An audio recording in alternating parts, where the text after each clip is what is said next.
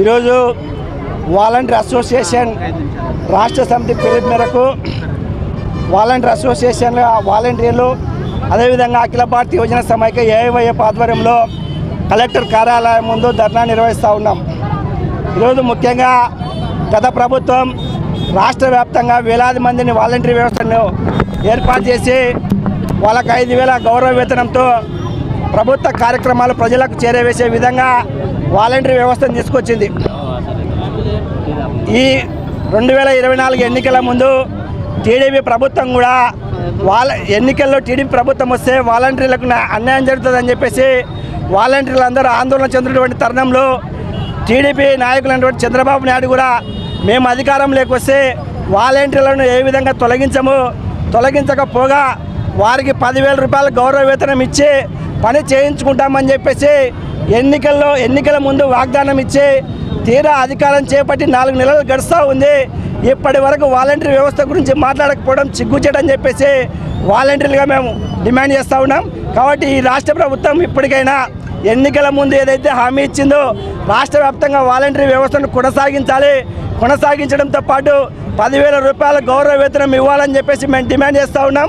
దాంతోపాటు ప్రభుత్వం ఏర్పడినప్పటి నుంచి ఇప్పటి వరకు వాలంటీర్లకు ₹1 జీతం కూడా చెల్లించలేదు. కాబట్టి ప్రభుత్వం ఏర్పడినప్పటి నుంచి పెండింగ్లో ఉన్నటువంటి జీతాలు కూడా వెంటనే చెల్లించడంతో పాటు యుద్ధ ప్రాతిపదికన రాజీనామా చేసిన వారితో పాటు చేయనటువంటి వారిని కూడా విధుల్లో కొనసాగించాలి.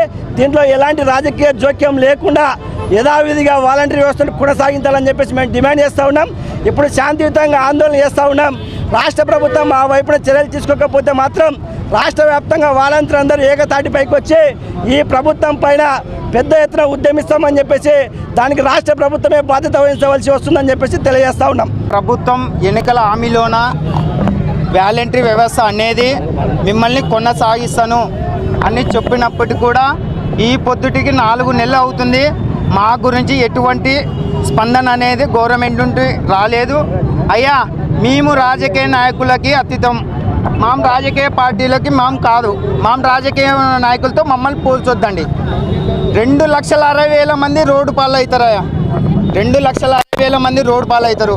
దయచేసి మా వాలంటరీ వ్యవస్థ మీద దయ ఉంచి మీరు మమ్మల్ని వీధిలోకి చేర్చుకొని ఉన్న 4 నెలల బకాయిలు వెంటనే చెల్లించి మా యొక్క ఉద్యోగ భద్రతకి మీరు కల్పించాలని మరీ కోరుచున్నాము. గౌరవనీయులైన నారా ముఖ్యమంత్రి గారికి వాలంటీర్ తరఫున నేను విన్నపం చేసుకుంటున్నా.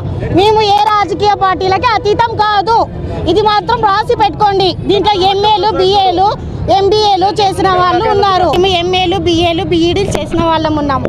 ఇక్కడ మాకు ఉద్యోగ భద్రత ఇచ్చి 10,000 ఇస్తే ఇక్కడ సగం నిరుద్యోగం పోతుంది కదా, పేదరికం పోతుంది కదా.